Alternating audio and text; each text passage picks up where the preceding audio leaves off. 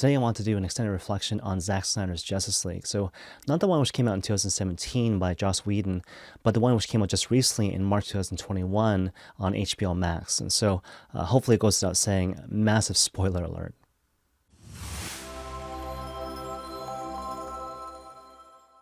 So as a bit of background, the Justice League is obviously a superhero group from DC Comics, which basically includes such figures as Superman, Wonder Woman, Batman, Aquaman, Cyborg, and The Flash. And in the context of the movie, the Justice League is trying to stop the main villain of the film, this guy named Steppenwolf, from uniting these things called the Mother Boxes, which would ultimately bring about the end of the world.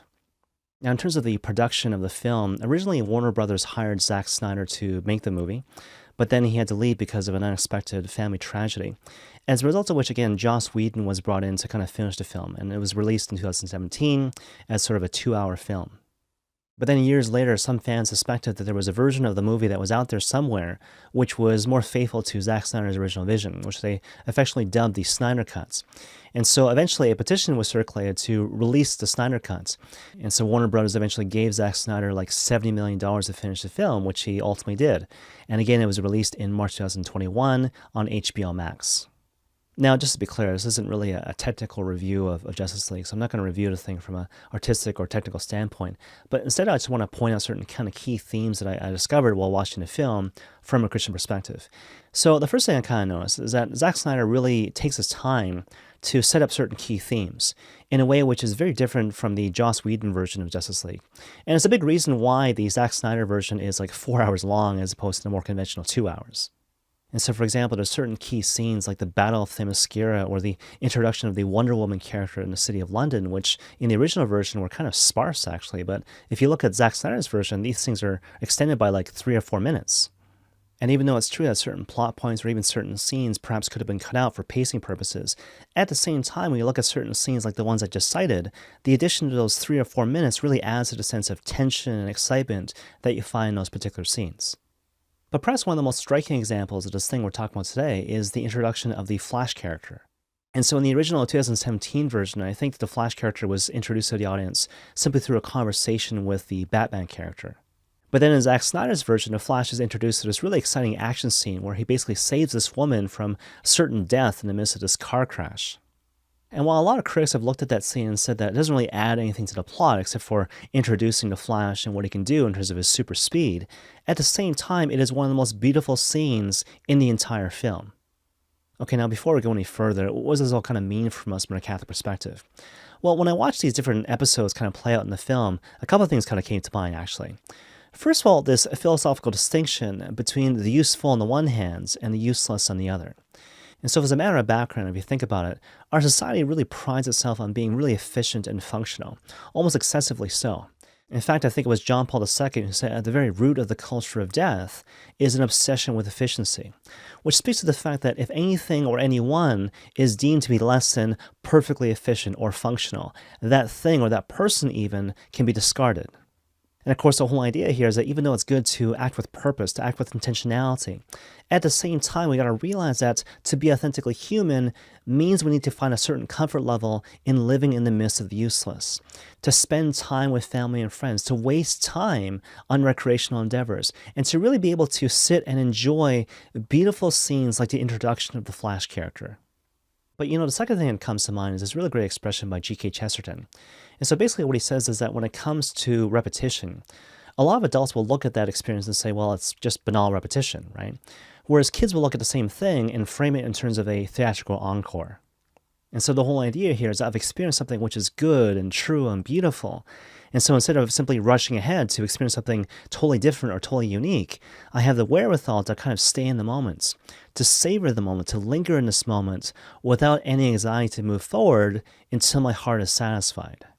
And obviously, I think Zack Snyder has a real sensitivity to this type of spirituality, this notion of simply lingering in the moment. I mean, everyone and their mother basically knows that Zack Snyder loves slow motion, right? This idea of simply playing things out slowly and deliberately. And more to the point, he really loves setting up iconic scenes. I mean, think about how often in the context of the film, you see these characters like Superman, Batman, or Wonder Woman just kind of standing there, standing in these really iconic superhero poses. And the implication is that your eye is meant to simply rest on these beautiful scenes, to not worry about how these scenes don't really advance the plot, but to simply enjoy the moments. Here's this moment of truth and goodness and beauty, and we're meant to simply take these things in as human beings. And again, that's a very Catholic sensibility. But that actually brings me to my next point, the biblical theme of the hidden life, which you find in both the Old Testament and the New. And so again, thinking about how Zack Snyder very deliberately allows certain scenes and plot points to play out in a really slow and deliberate sort of way, so it goes in the Bible, right? So it goes in the great character arcs of great biblical figures such as Moses, Joseph, and even Jesus himself. Because if you think about it, how often do we find in the lives of biblical characters such as these, the tendency for God to fully immerse these people in the context of the hidden life? The hidden life, which is very much couched in the simple and the humble and the ordinary as a prerequisite to the life of public ministry.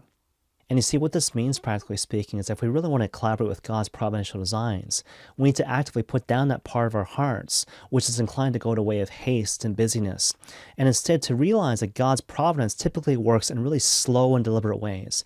Again, very much couched in the simple and the humble and the ordinary. And more to the point, we got to realize that, in a certain sense, it's not really about the destination as much as it is about the journey. In any case, the second thing which really struck me about the film, quite apart from Zack Snyder's directorial preferences, is this plot twist which happens near the end of the film. And so basically, in the 2017 version of Justice League, the Superman character is brought back to life, he's resurrected by his friends, and he arrives in the third act to basically beat the villain Steppenwolf in a really conventional sort of punch-out, if you will, with the help of his other teammates, and that's how the story basically ends. But the 2021 version of Justice League actually ends very differently. And so even though, again, Superman is raised from the dead, he's resurrected, and he shows up in the third act to beat down Steppenwolf, at the same time there is this cataclysmic explosion which wipes out life on the face of the earth. And so, on the face of it, the Justice League basically loses, but for the fact that the Flash taps into this thing called the Speed Force, which allows him to turn back time and allow the Justice League to ultimately win the day. Now, from a Christian perspective, this kind of touches on a couple things. First of all, it's the reality that we can't save ourselves. We need divine intervention. We need Christ to be our Savior. But secondly, it taps into this notion of the Paschal Mystery. This notion that in order to fully participate in the Lord's resurrection and glorification, we necessarily need to walk through the narrow gate of his own suffering and death. Now, the reason I bring up the Paschal Mystery is because even though it's true that we don't have this notion of time travel in the Christian imagination, at the same time, the Paschal Mystery is the closest thing to it, in a sense that it doesn't just affect the present, but it also affects the past and the future. And this is actually a recurring theme that you find up and down the Gospel. So, for example, think about the story of the two disciples on the road to Emmaus that you find in the Gospel of Luke chapter 24. And so, as sort of a quick recap, these two disciples of the Lord are walking away from Jerusalem, the site of the crucifixion, and walking towards a Roman garrison town known as the village of Emmaus. So, they're walking towards a rival center of power. In the midst of that, though, they run into the Lord. And the Lord kind of questions them as to why they're feeling sad and downcast. They talk about the death of the Messiah, and the Lord chastises them. Did you not know that the Messiah must suffer and die, and so enter into his glory? And you see, in saying this, the Lord is actually referring to the Paschal Mystery. This notion that in light of the Lord's suffering, death, resurrection, and glorification, now we can make sense of everything which happened before, beginning with the law and the prophets. So again, the Paschal Mystery affects not just the present, but also the past and the future. You find a similar thing when it comes to the Gospel of John, chapter 20, right? So if you think back to that particular story, here are the disciples and they're behind locked doors because they're afraid. They're afraid of being killed in the way that their master seems to have been killed. But then the Lord appears in their midst and he says to them, "Peace be with you."